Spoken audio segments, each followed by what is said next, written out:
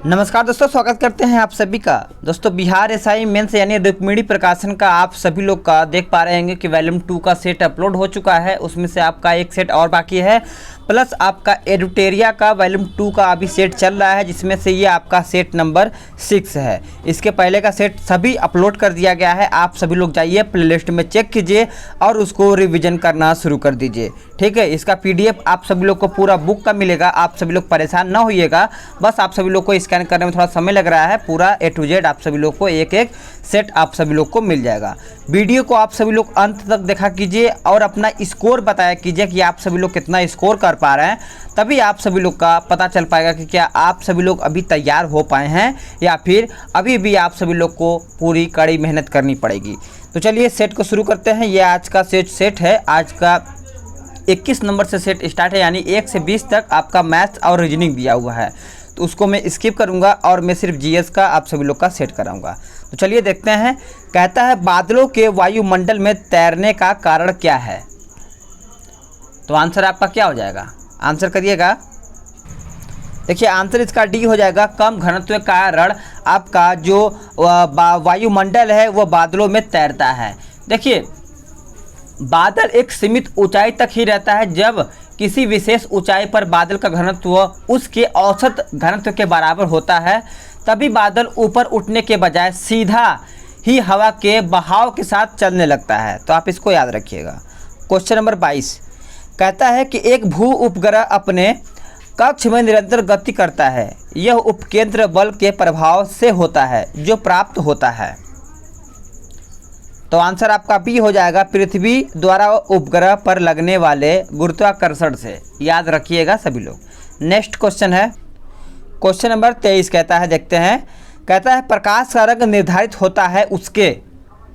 प्रकाश का जो रंग है किससे निर्धारित होता है, तो याद रखिएगा तरंग दैर्ध्य से निर्धारित होता है। देखिए जो भिन्न भिन्न रंग होते हैं वो प्रकाश का तरंग दैर्ध्य भिन्न भिन्न होता है। आप इसको याद रखिएगा।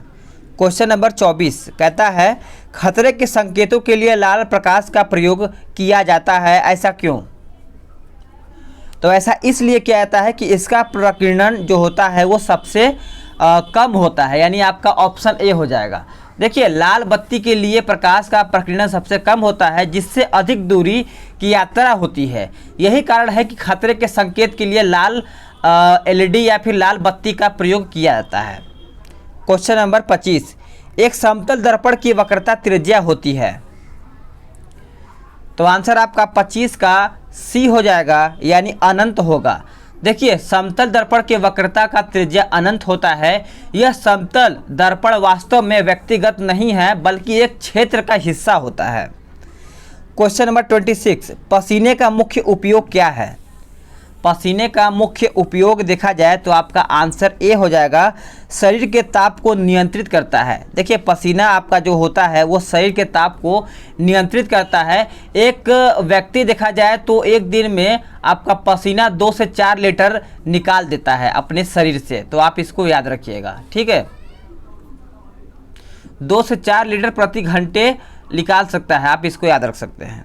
क्वेश्चन नंबर 27 महासागर में डूबी हुई वस्तुओं को देखने में या उसकी स्थिति जानने के लिए किस यंत्र का प्रयोग किया जाता है।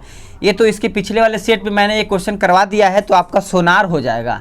क्योंकि सोनार जो होता है किसी भी डूबे हुए पोत को या फिर नापने के लिए सोनार का प्रयोग किया जाता है, तभी वो पता चल पाता है कि कहाँ पर है वो।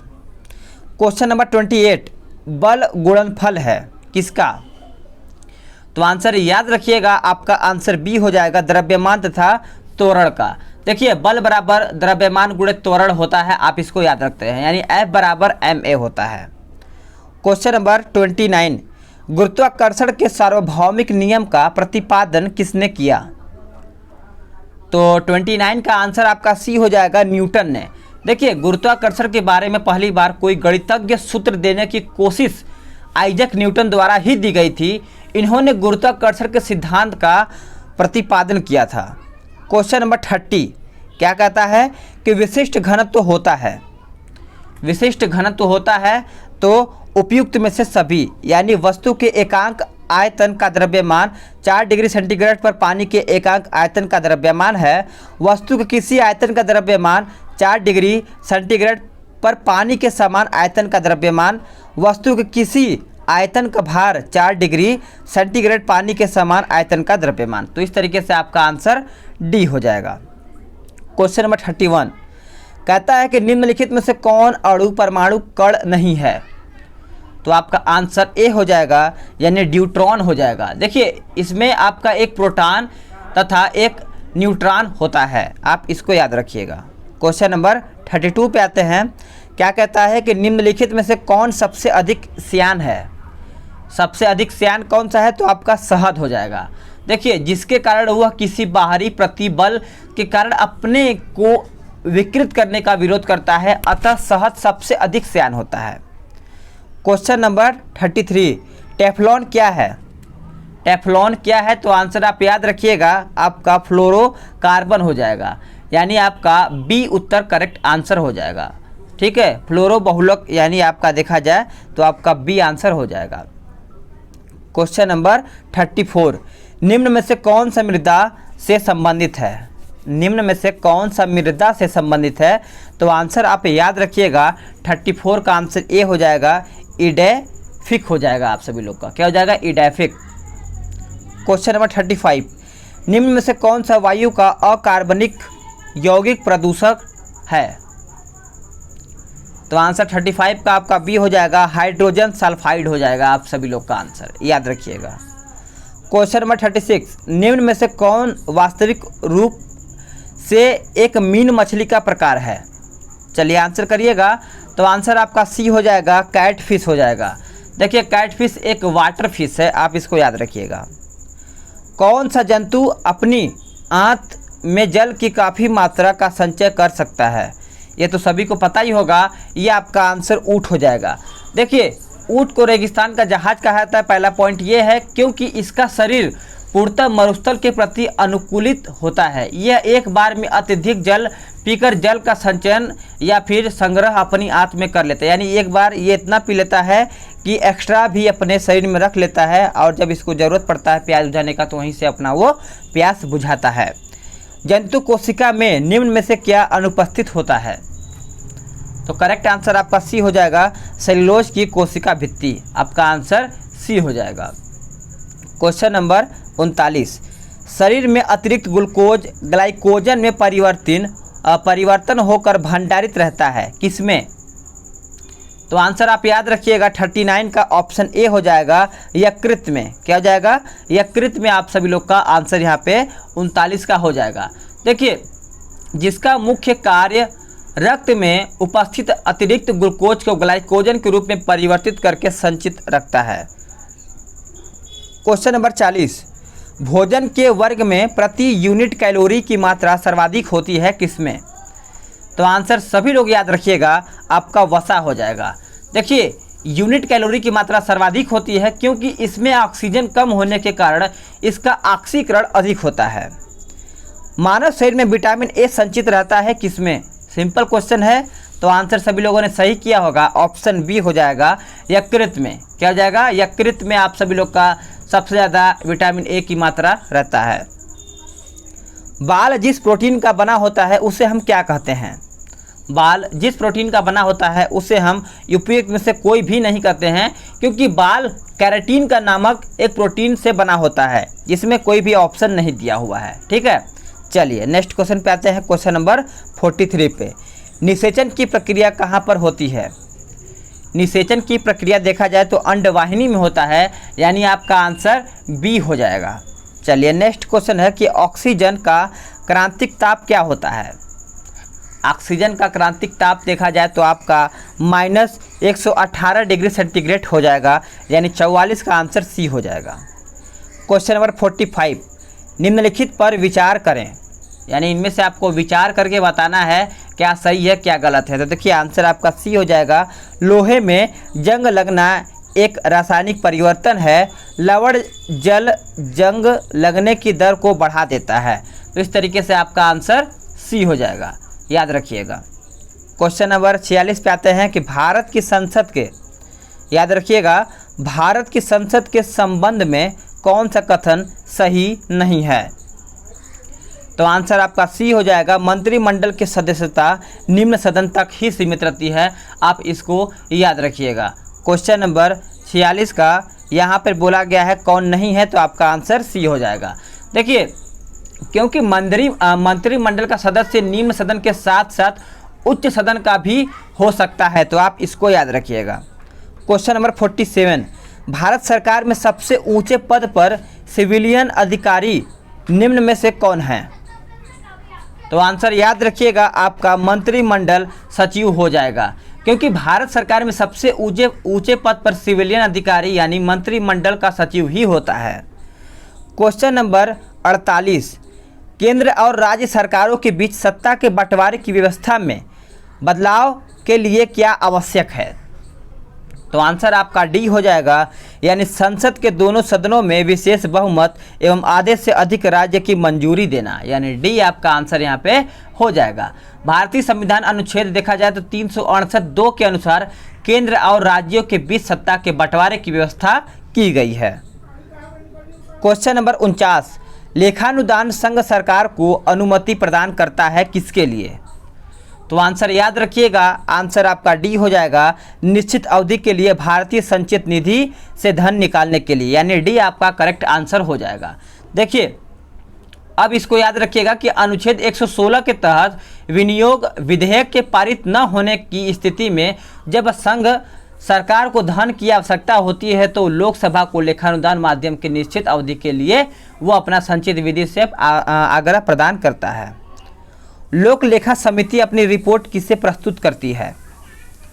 तो आंसर याद रखिएगा, आंसर आपका सी हो जाएगा, लोकसभा स्पीकर को अपना लोकसभा समिति अपना रिपोर्ट प्रस्तुत करती है। लोक लेखा समिति में टोटल 22 सदस्य होते हैं, 15 सदस्य लोकसभा तथा 7 सदस्य जो होते हैं वो राज्यसभा से होते हैं। क्वेश्चन नंबर 51, संविधान के किस अनुच्छेद के अंतर्गत राज्यपाल राष्ट्रपति के अनुमोदन के लिए किसी विधेयक को भेज सकता है? तो आंसर आपका 51 का बी हो जाएगा, अनुच्छेद 200। क्या हो जाएगा? अनुच्छेद 200 आप सभी लोगों का आंसर यहाँ पे हो जाएगा। उच्च न्यायालय के सेवानिवृत्त जज को पेंशन कहाँ से दी जाती है? चलिए आंसर करिएगा। तो आंसर आपका बी हो जाएगा, यानी भारत की संचित निधि से आपका उच्च न्यायालय के जो जज होते हैं उनको संचित निधि से वेतन दिया जाता है। आप इसको याद रखिएगा। मंडल आयोग ने अपनी रिपोर्ट किस वर्ष प्रस्तुत की? मंडल आयोग ने अपना रिपोर्ट किस वर्ष प्रस्तुत की? तो याद रखिएगा, आपका 1980 हो जाएगा। देखिए, मंडल आयोग का गठन देखा जाए तो आपका 1979 में हुआ था, आप इसको याद रखिएगा, और रिपोर्ट प्रस्तुत हुआ था 1980 में। क्वेश्चन नंबर 54, संविधान के किस अनुच्छेद के तहत लोक सेवा आयोग के सदस्यों को हटाया जा सकता है? तो आंसर आपका बी हो जाएगा, अनुच्छेद 317 में। देखिए, सभी लोक सेवा आयोग के अध्यक्ष एवं सदस्यों को कार्यकाल के पूर्व जांच की रिपोर्ट के आधार पर राष्ट्रपति हटा सकते हैं या फिर उसको बर्खास्त कर सकते हैं। क्वेश्चन नंबर 55, भारत का संघीय न्यायालय किस वर्ष स्थापित किया गया? तो आंसर आप याद रखिएगा, आंसर आपका बी हो जाएगा, 1937 में। क्या हो जाएगा? 1937 में। देखिए, भारत में संघीय न्यायालय की स्थापना कब हुआ था? 1937 में। और भारत सरकार अधिनियम कब बना था? तो याद रखिएगा, 1935 में। ठीक है, अब आते हैं नेक्स्ट क्वेश्चन पे। क्या कहता है देखते हैं कि संविधान के भाग और उसके विषय का सही मिलान करिए। ये आपका क्वेश्चन पूछा गया है। देखिए, जिस तरीके से आपका क्वेश्चन का यहाँ पे ऑप्शन दिया गया है, तो आपका आंसर यहाँ पे देखा जाए तो भाग आपका ये आप मैच करा लीजिएगा, यानी राज्य के नीति निर्देशक किसमें है? तो भाग 4 में है। संघ राज्य क्षेत्र देखा जाए तो किसमें? ये सब आपको पता ही होगा। देखते हैं कौन कौन आंसर आप सही सही मिला पाते हैं। 57, निम्न में से कौन भारतीय संविधान के प्रस्तावना में वर्णित नहीं है? चलिए आंसर करिए। तो आंसर आपका 57 का बी हो जाएगा, यानी धार्मिक आपका उत्तर हो जाएगा, धार्मिक न्याय आपका उत्तर यहाँ पे हो जाएगा। क्वेश्चन नंबर 58, भारतीय संविधान में संशोधन कर शिक्षा के अधिकार को कब जोड़ा गया? तो करेक्ट आंसर आपका 58 का ए हो जाएगा। 1 अप्रैल 2010 को ये आपका जोड़ा गया था। भारतीय संविधान के अनुच्छेद 21A को RTE एक्ट कहते हैं। इस एक्ट के अनुसार 6 से 14 वर्ष तक की आयु के बच्चे को निःशुल्क तथा अनिवार्य शिक्षा का कानून बनाया गया है। क्वेश्चन नंबर 59, महाभाष्य के लेखक पतंजलि समकालीन किसके थे? तो आंसर याद रखिएगा, ये किसके थे? तो पुष्यमित्र शुंग के थे, यानी आंसर आपका बी हो जाएगा। ठीक है। क्वेश्चन नंबर 60, निम्नलिखित में से कौन सुमेलित नहीं है? इसमें से बताना है कौन सुमेलित नहीं है। तो याद रखिएगा, बरेली आपका मौलवी अहमदुल्ला, यह आपका आंसर गलत है। देखिए 1857 क्रांति में बरेली में विद्रोह का नेतृत्व किसने किया था? तो खान बहादुर खान ने ये आपका नेतृत्व किया था। और बात करें कि आपका मौलवी अहमदुल्ला कहाँ से थे? तो फैजाबाद से थे, याद रखिएगा। क्वेश्चन नंबर 61, दिल्ली सल्तनत के किस वंश ने सबसे कम समय तक शासन किया? चलिए आंसर करिए। तो आंसर आपका हो जाएगा ऑप्शन सी, खिलजी। क्या हो जाएगा? खिलजी आपका आंसर हो जाएगा। इनमें से किसे शाहजहां ने शाह बुलंद इकबाल की पदवी दी थी? तो करेक्ट आंसर आपका डी हो जाएगा, यानी दारा सिकों को ये दिया गया था। देखिए 10 सितंबर 1642 को शाहजहां ने औपचारिक रूप से दारा सिकों को अपना उत्तराधिकारी घोषित कर दिया था। निम्न में से किसने हितोपदेश का फारसी में अनुवाद किया था? तो आंसर याद रखिएगा, आपका ताजुल माली हो जाएगा, यानी आपका आंसर सी हो जाएगा। भारत के साथ व्यापार के लिए सर्वप्रथम संयुक्त पूंजी कंपनी किसने प्रारंभ की? तो आंसर आपका 64 का डी हो जाएगा, डचों ने। याद रखिएगा, डच आपका आंसर यहाँ पे हो जाएगा। क्वेश्चन नंबर 65, निम्नलिखित घटनाओं पर विचार कीजिए। चलिए आंसर करिएगा, देखते हैं कौन आंसर सही करता है। तो देखिए आंसर आपका ए हो जाएगा, यानी आपका कुतुब मीनार का निर्माण कब हुआ था? 1210 ईस्वी में हुआ था। उसके बाद देखा जाए तो फिरोज तुगलक की मृत्यु कब हुआ था? तो याद रखिएगा 1338 में हुआ था इसका। और बात माफ़ी चाहेंगे, 1338 नहीं 1388 में हुआ था। और आपका पुर्तगालियों का भारत आगमन कब हुआ था? तो 1498 में हुआ था। ठीक है। और बात करें कि आप सभी लोगों का कि एक ठो था कृष्णदेव राय का शासनकाल कब था? तो 1509 से 1529। याद रखिएगा 1509 से 1529। अगर डेट से याद रखेंगे तो बेहतर होगा। ब्रिटिश साम्राज्य में रैयतवाड़ी भू राजस्व व्यवस्था कहाँ प्रचलित थी? चलिए आंसर करिए। तो आंसर आपका 66 का सी हो जाएगा, दक्षिण भारत आपका आंसर यहाँ पे हो जाएगा। निम्न में से कौन सा क्षेत्र 1857 की क्रांति से प्रभावित नहीं था? चलिए आंसर करिए। तो आंसर आपका हो जाएगा ऑप्शन बी, चित्तौड़। चित्तौड़ आपका आंसर यहाँ पे हो जाएगा। ये आपका क्रांति यहाँ से संबंधित नहीं था, जबकि झांसी, लखनऊ, इलाहाबाद ये सब आपका 1857 की क्रांति से संबंधित था। रामोसी विद्रोह सही रूप से किस भौगोलिक इलाके में हुआ था? तो आंसर आपका बी हो जाएगा, पश्चिमी घाट से ये आपका हुआ था। देखिए 1822 ईस्वी में अपने सरदार नेता चित्तर सिंह के विद्रोह में ये किया गया था।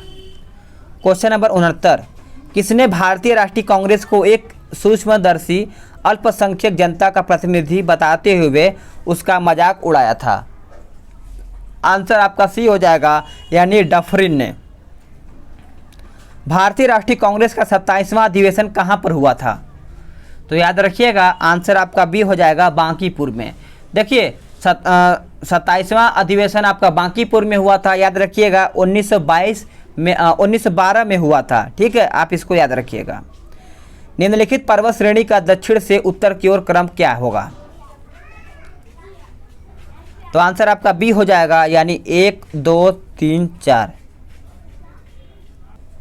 नेक्स्ट क्वेश्चन है कि भारत के किस क्षेत्र में वनों का ह्रास तेजी से होता है?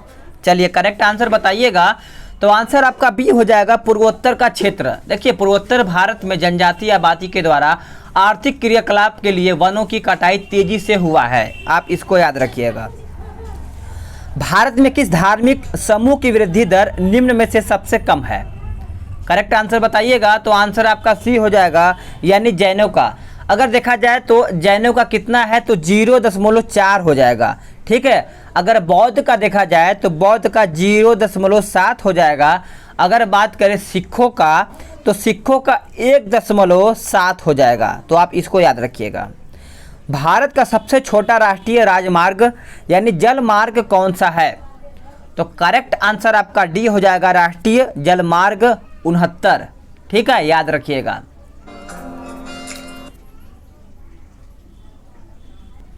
नेक्स्ट क्वेश्चन पे आते हैं कि निम्नलिखित में से कौन सा जोड़ा गलत है। इसमें से जोड़ा बताना है कौन सा गलत है। तो याद रखिएगा, आपका सबरीगिरी परियोजना गुजरात में नहीं है, ये आपका केरल में है। याद रखिएगा, केरल आपका उत्तर यहाँ पे हो जाएगा। तेल नदी, जो तेल नदी निम्न में से किसकी सहायक नदी है? चलिए करेक्ट आंसर करिएगा। तो आंसर आपका डी हो जाएगा, यानी उपयुक्त में से कोई भी नहीं। यानी सहायक नदी देखा जाए तो आपका कौन सा हो जाएगा? तेल की जो तेल की सहायक नदी है वो आपकी महानदी हो जाएगा, ठीक है, महानदी। नेक्स्ट क्वेश्चन है कि भारत में पाए जाने वाले मैंग्रोव वनों के क्षेत्रफल के आधार पर आरोही क्रम सजाइए। तो आंसर आपका सी हो जाएगा, 3 4 2 1, यानी गंगा, और उसके बाद आपका 3 4 2 1 होगा, ठीक है। कहता है कि पैंगिंग एक लाभकारी प्रक्रिया है, किसमें? तो आंसर आपका सी हो जाएगा, मूंगफली में। दक्षिण पूर्व एशिया में निम्न में से कौन सा देश स्थल अवरुद्ध देश है? तो करेक्ट आंसर आपका हो जाएगा ऑप्शन डी, लाओस। याद रखिएगा, लाओस पूर्व एशिया का एकमात्र स्थल रुद्र देश है। 90 ईस्ट रीज कहाँ पर स्थित है? तो आंसर आपका बी हो जाएगा, यानी हिंद महासागर में।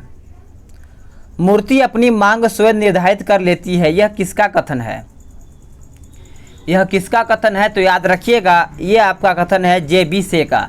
यानी बात रखिएगा, अर्थशास्त्री हैं ये, यानी जगदीश, यानी इनका नाम जे.बी. से लिखा है, ठीक है, याद रखिएगा। अब आता है नेक्स्ट क्वेश्चन पे कि निम्नलिखित में से कौन सा कथन मूल्यह्रास यानी डेप्रिसिएशन को सर्वोच्चतम वर्णित करता है?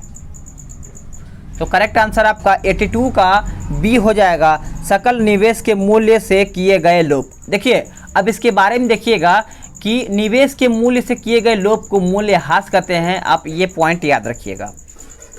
मुद्रा के अवमूल्यन के फलस्वरूप क्या होता है?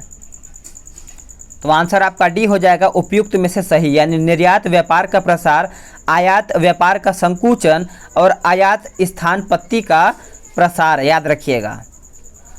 मुद्रा आपूर्ति किसके द्वारा नियंत्रित की जा सकती है? तो आंसर आपका बी हो जाएगा, आरबीआई के द्वारा आपका मुद्रा आपूर्ति नियंत्रित की जा सकती है। क्वेश्चन नंबर 85, राष्ट्रीय बाढ़ आयोग का गठन कब किया गया? तो आंसर आपका 85 का क्या हो जाएगा? बी हो जाएगा, 1976 में। कब किया गया था? 1976 में।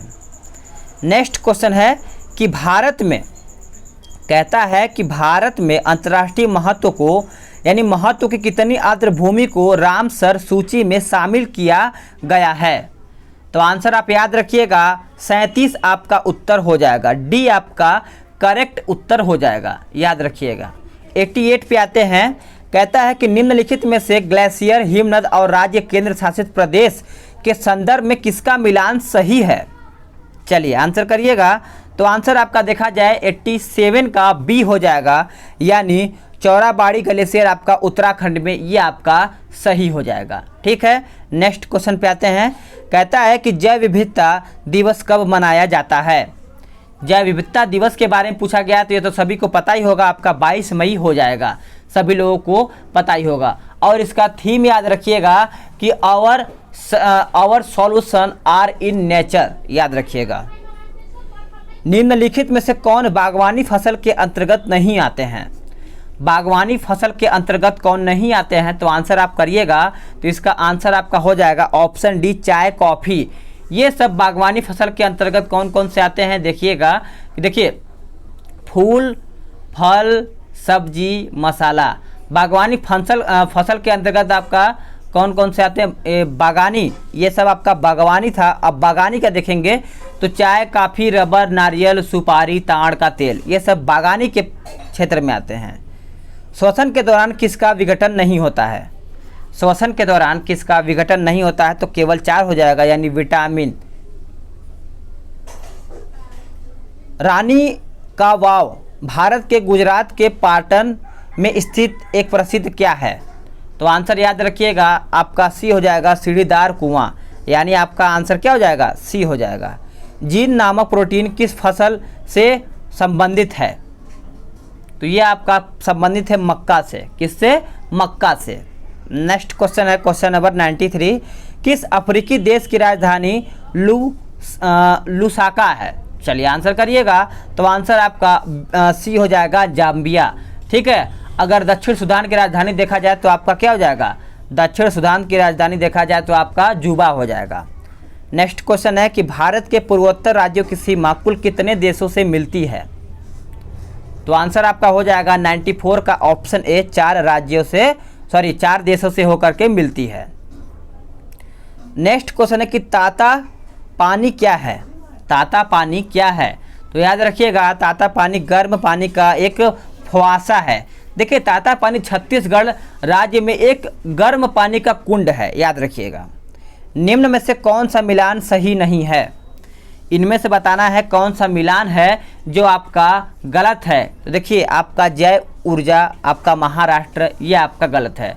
देखिए, जो आपका आंसर माफ़ी चाहेंगे, 96 का आंसर क्या हो जाएगा? डी हो जाएगा। पनबिजली ऊर्जा ये आपका कर्नाटक में नहीं है। पनबिजली ऊर्जा देखा जाए तो आपका कहाँ पर है? याद रखिएगा, हिमाचल प्रदेश में है। ठीक है। 96 का आंसर सही है। चलिए, आपका स्मॉल हाइड्रो पावर देखा जाए तो कर्नाटक में है और हाइड्रो पावर आपका हिमाचल प्रदेश में है। हाल ही में चर्चा में रहा नीट का पूर्ण रूप क्या है? देखिए, नीट सभी लोग को पता ही होगा। नीट एग्जाम को लेकर के बहुत धरना प्रदर्शन, एग्जाम को टालने की बात कही गई थी, लेकिन नीट का फुल फॉर्म भी तो पता ही होना चाहिए सभी को। देखिए, आंसर इसका क्या हो जाएगा? सी हो जाएगा, national eligibility cum entrance test. आप सभी लोग का आंसर यहाँ पे हो जाएगा। कहता है कि जमुना पारी किसकी प्रमुख नस्ल है? चलिए आंसर करिए। तो आंसर आपका किसका हो जाएगा? बकरी का हो जाएगा, यानी जमुना पारी जो है वो बकरी का एक प्रमुख नस्ल है। नेक्स्ट क्वेश्चन है कि हाल ही में राजीव गांधी खेल रत्न पुरस्कार की राशि को बढ़ा करके कितना किया गया है? तो करेक्ट आंसर आपका सी हो जाएगा, 25 लाख रुपए कर दिया गया है। याद रखिएगा, इसके पहले कितना था? तो 15 लाख रुपया था, यानी अब आपका 10 लाख बढ़ा दिया गया है। नेक्स्ट क्वेश्चन है कि ग्लोबल ह्यूमैनिटेरिज्म यानी ह्यूमैनिटेरियन अवार्ड 2020 से किसे सम्मानित किया गया है? तो आंसर आपका बी हो जाएगा, सचिन अवस्थी को इसे सम्मानित किया गया है।